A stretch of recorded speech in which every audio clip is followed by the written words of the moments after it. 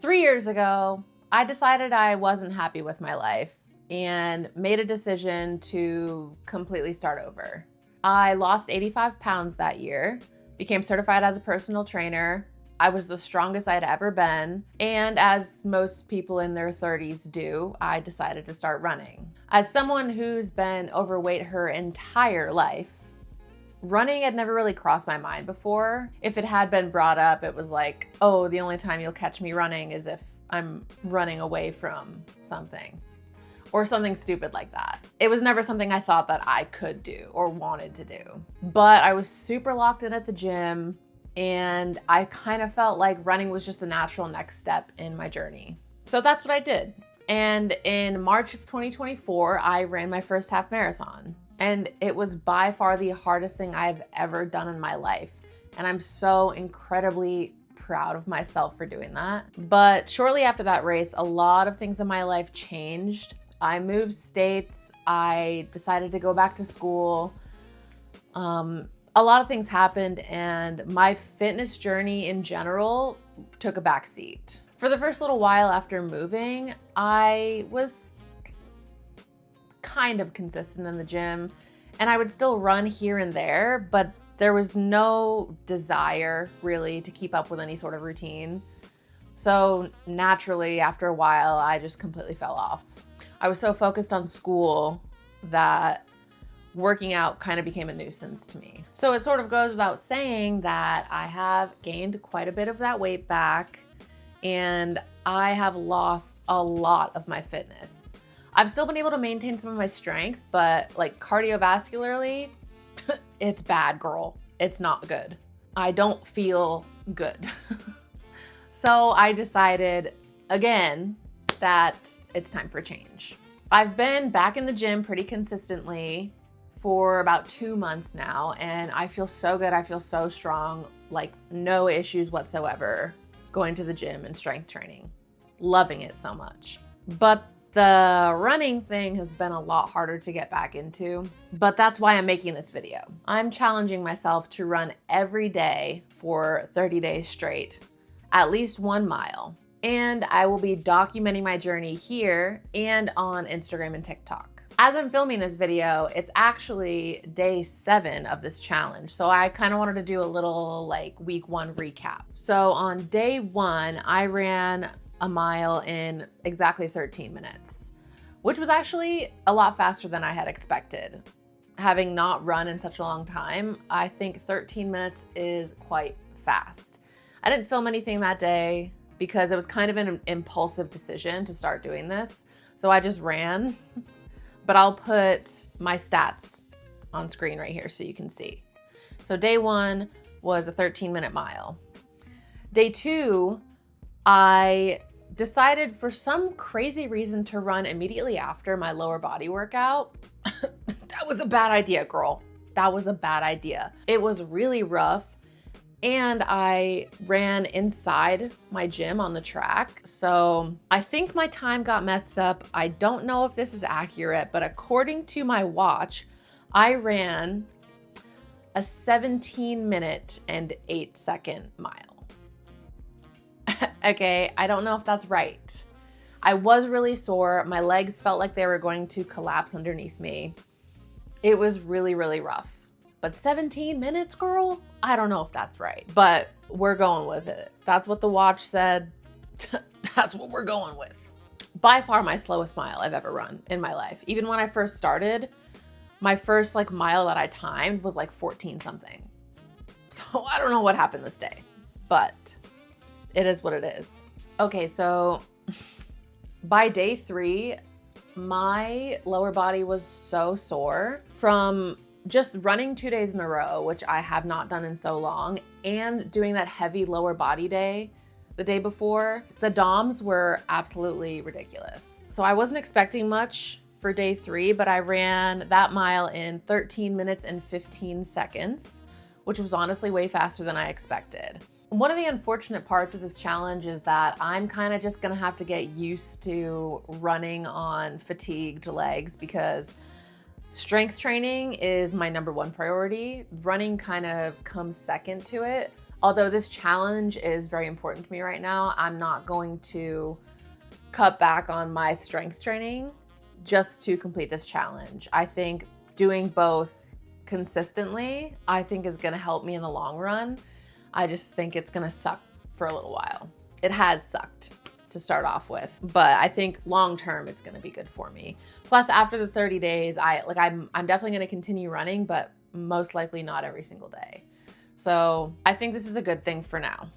Also, something else I want to point out is when I say I'm running a mile every day, that mile includes a lot of walking breaks. Okay, I'm basically a newbie again, even though I have done like incredible things when it comes to running in the past. That was a long time ago, and I'm basically starting over. So my running includes a lot of walking breaks. One of my goals for this challenge is to be able to run a mile again without stopping. So we'll get there, but for now, I am kind of just listening to my body and walking if I need to walk. Just clear that up. It's okay to take walking breaks. Day 4, I was feeling really good, and so I decided to try to go faster. I set a goal for myself on day 4 to run in under 13 minutes because I hadn't done that yet. And I freaking did, dude. I freaking did. I ran 12 minutes and 16 seconds. That's pretty freaking good. I wasn't fatigued this day, so I had a lot of energy. So 12 minutes and 16 seconds. I'm a sprinter, girl. That's basically a sprint for me at this point. Again, it was really fucking hard. Every single run that I've done so far has been extremely difficult for me to complete, but it's mind over matter. And I ran that mile way faster than I thought was even possible for me at this point. 12:16, love it. On day 5, I didn't set any time goals, but I ended up running that mile in 12:47. So that's pretty good considering I wasn't even trying to like hit a certain time. I think I pretty much crushed that. Also, by this point in the week, I was done with all of my strength training workouts, so I was pretty well recovered by this point. So yesterday was day 6. I also started a new series in my strength training program yesterday. So it was leg day with a whole new series of exercises. So I did another heavy leg day. A lot of those, or half of those exercises were 100% effort. So really fatigued my legs. But then I came home and waited like an hour and a half or so, ate some food, drank some water, and then went on my run. But my legs were still super fatigued. However, I managed to do this run in 13 minutes and 6 seconds, which is also why I think that my day 2 run, the 17-minute run, I don't think I was tracking that right. Something went wrong, but that's the last thing I'm gonna say about that. 13 minutes and 6 seconds, post lower body workout with a little bit of recovery time in between. I need to find a balance between doing my leg days and doing my runs because I don't want to run first because like I said, my priority is the strength training. So I don't want to like fatigue myself and use up all my energy on my run and then have nothing left in the tank to do my strength training. But maybe on days that I do have to work, I just have to get up earlier and do it. This is all about making sacrifices and adjusting on the fly. So it's I'm definitely learning as I go. Anyway, day 6 was great. It was hot as hell outside. And then today, day 7, also hot as hell outside, but I went out a little bit earlier today and I did 13 minutes and 13 seconds. That clearly says 12:48. I don't know what I'm talking about. I'm sorry. Yeah, pretty good. I think we're averaging around 13 minutes for the whole first week, kind of where I thought I was going to be. And that's fine. I'm not mad about that. At this point, after having completed an entire week of this challenge, I have no doubt in my mind that I'm going to be able to finish this. I just know there's going to come days where I'm exhausted or I forget and I end up having to run super late at night. Just, you know, those things happen with these kind of challenges. So I'm expecting it to be really hard the entire time. but I'm also expecting to grow and learn a lot in these next 30 days. Now, some of you might be asking, Jill, why are you doing this if it's so hard?